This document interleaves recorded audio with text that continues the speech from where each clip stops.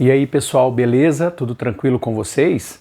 Vocês já perceberam que em épocas mais chuvosas começam a aparecer no jardim, na frente de casa, colado no muro, andando pelo muro, no portão, aquele caramujo, na verdade, um caracol que a gente chama de caracol gigante africano. Ele trata-se de uma praga, ou seja, uma espécie exótica que foi trazida do continente africano na tentativa de agradar o paladar dos brasileiros. Eu sou o professor Thiago Ferreira, professor de Biologia, e bora de moluscos após a vinheta.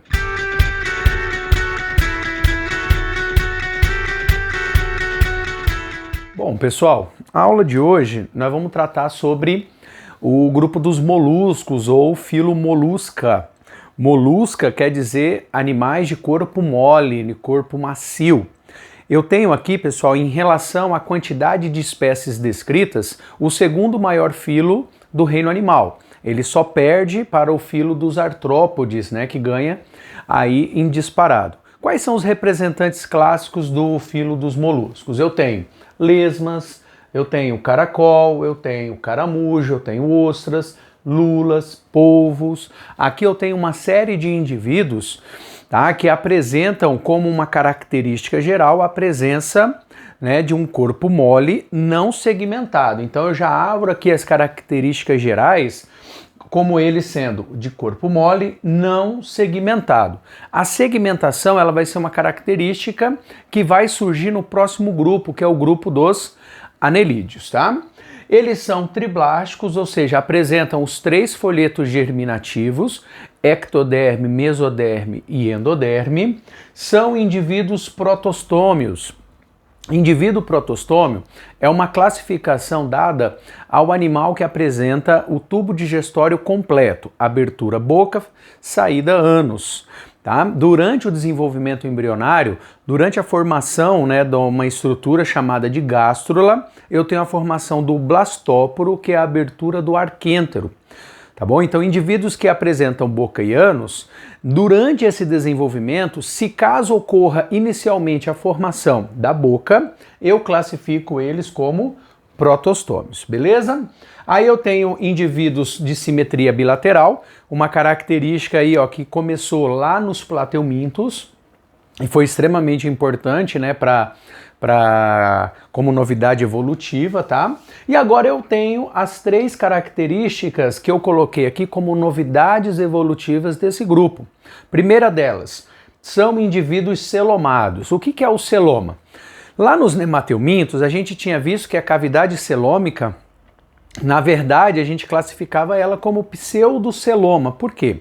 Porque era uma cavidade em que eu tinha contato tanto com a mesoderme quanto com a endoderme, em contato com a parte que revestia ali o tubo digestório. Então já é uma cavidade, certo? Mas ela é meio falsa devido a essa forma de organização.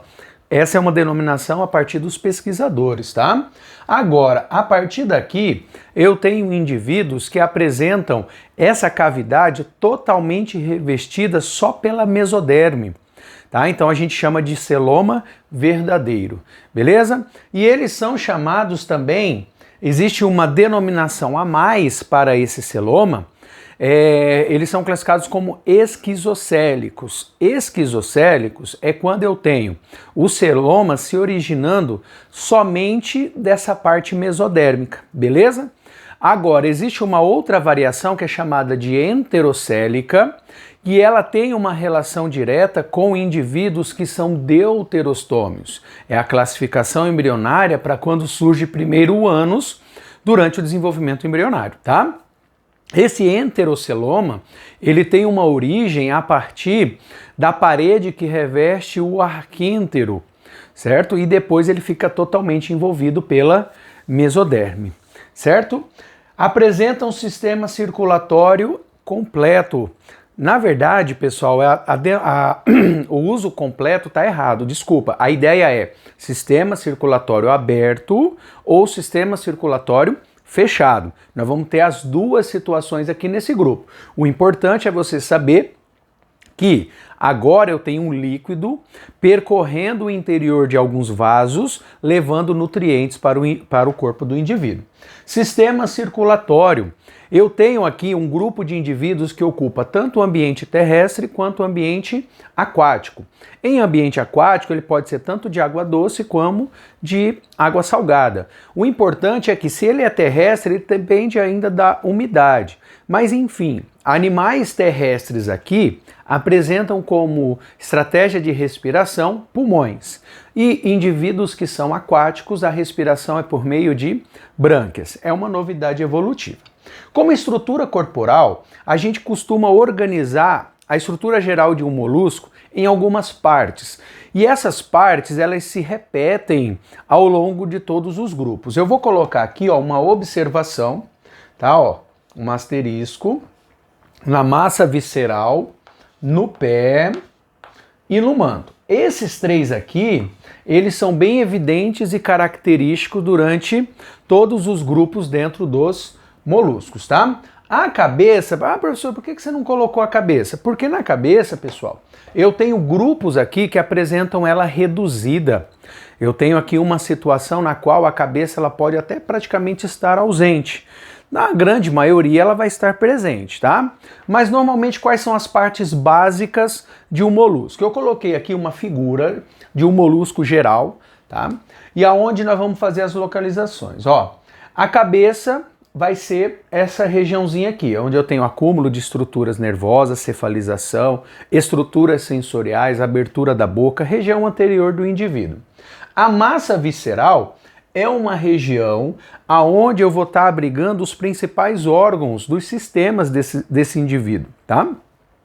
O pé, ele vai sofrer variações de acordo com o grupo que eu estiver analisando, porque quando eu falo do pé, nos moluscos eu tenho aqui ele assumindo diferentes funções dependendo do grupo. Exemplo, se esse aqui representasse um gastrópode, que na verdade é um gastrópode, tá?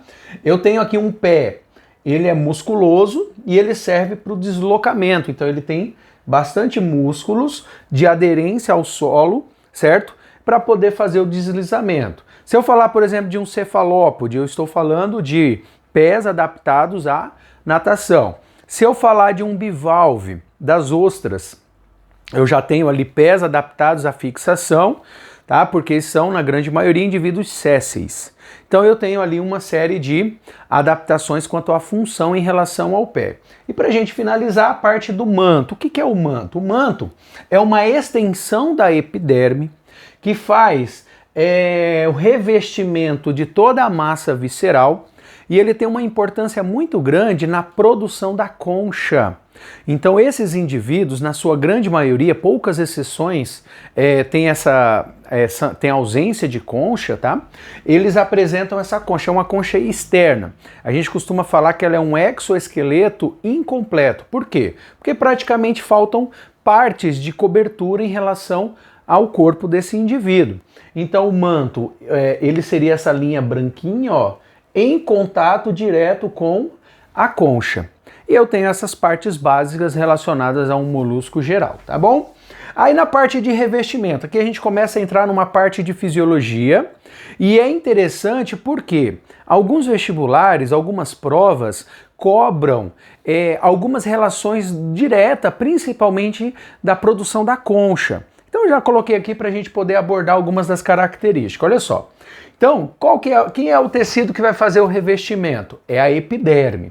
Então a epiderme ela vai apresentar dois grupos de células nesse indivíduo. Ele vai apresentar um grupo de células glandulares, tá, que tem uma função de produzir muco. Então ela faz com que a função principal é produzir esse muco, que vai fazer com que o atrito ele seja meio que vencido no deslocamento desse indivíduo ao estar se arrastando pelo solo.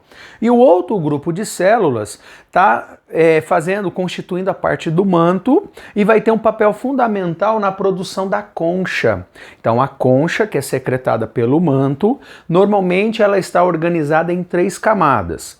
A camada mais interna é chamada de camada nacarada ou camada de nácar. Aqui nessa camada é onde ocorre a produção da pérola por parte de certas espécies de ostras.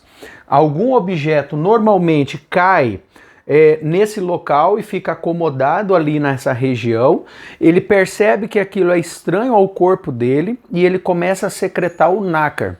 Esse nácar vai então envolvendo essa partícula estranha e formando a pérola.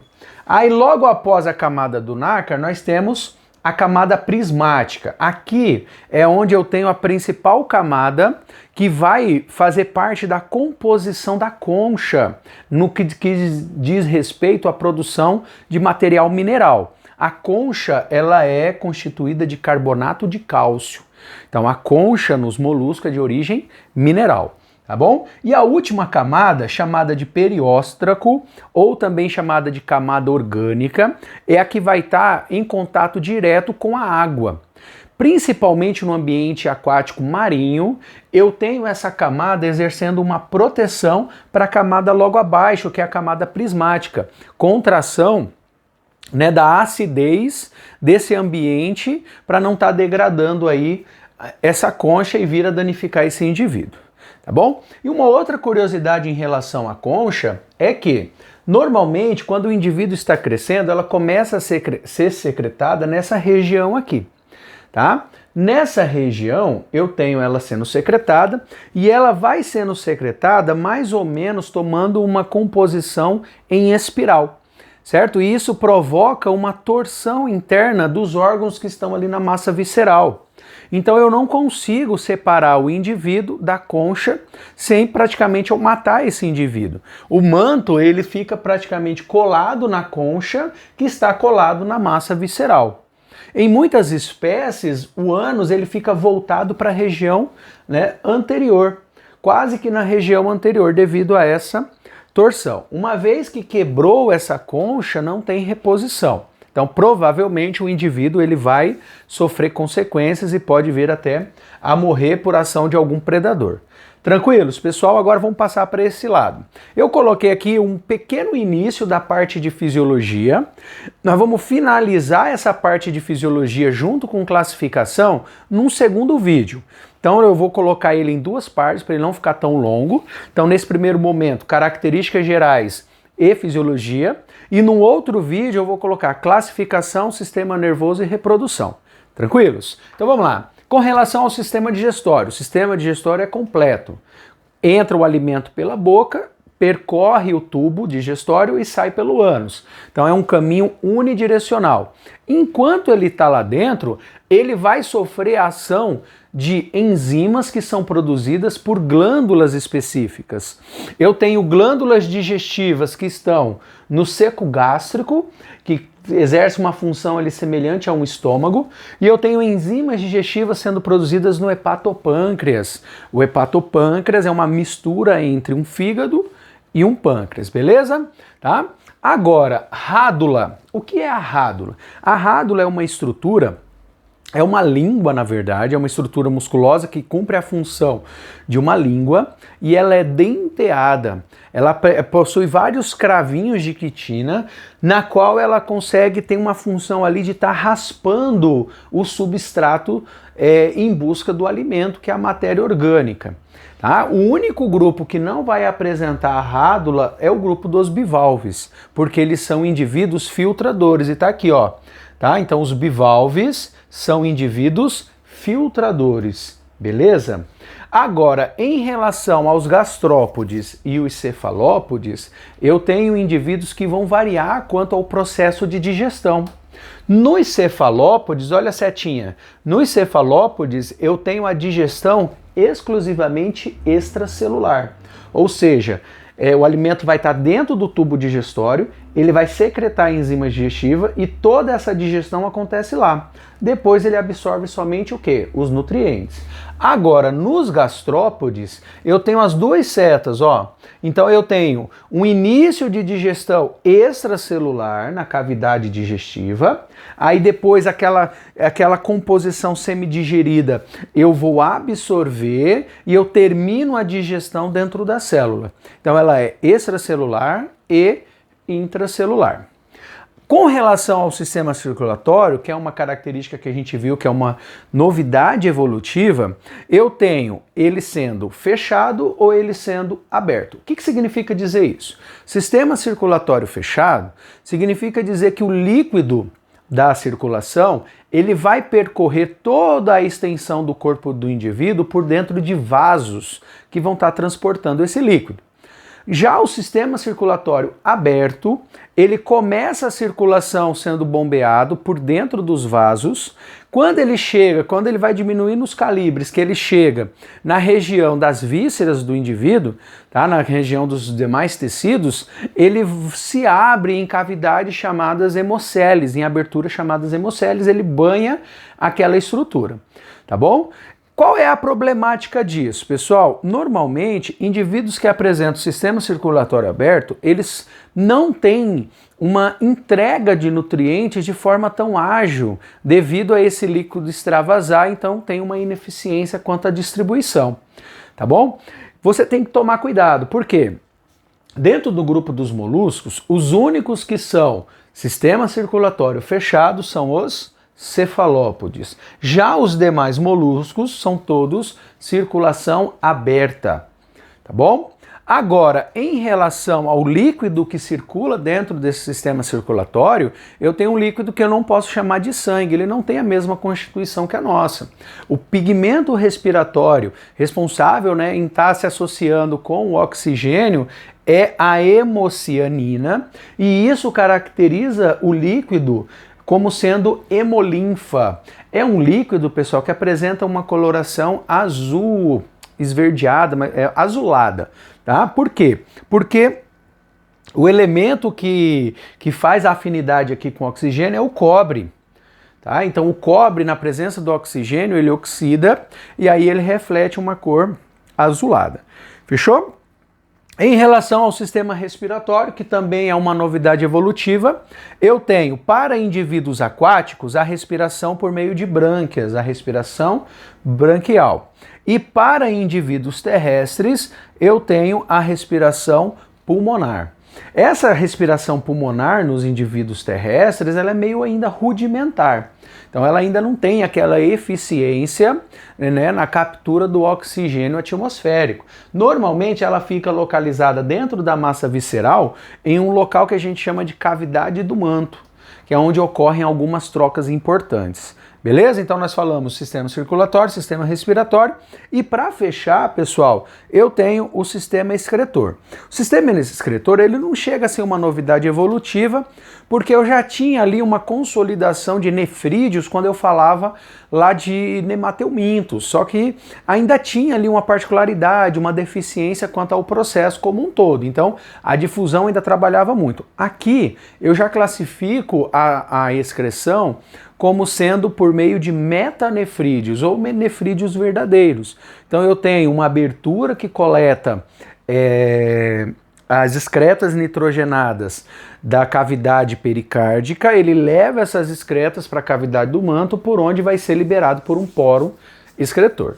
Beleza? Pessoal, por enquanto é isso daqui, tá? Então essa primeira parte é uma apresentação quanto às características gerais e o início da parte de fisiologia. Eu gostaria muito, caso você tenha gostado, curta, tá? Compartilhe. Essa aula, ela é uma aula que está sendo feita mais visando algumas escolas do que simplesmente divulgação e ganho pela internet. Só que pode acabar ajudando algumas pessoas que tenham dificuldade, precisam fazer uma prova ou tenham alguma dúvida em si. Beleza? Então eu vou preparar a parte final, aí eu venho novamente. Tranquilos? Bons estudos e até a próxima!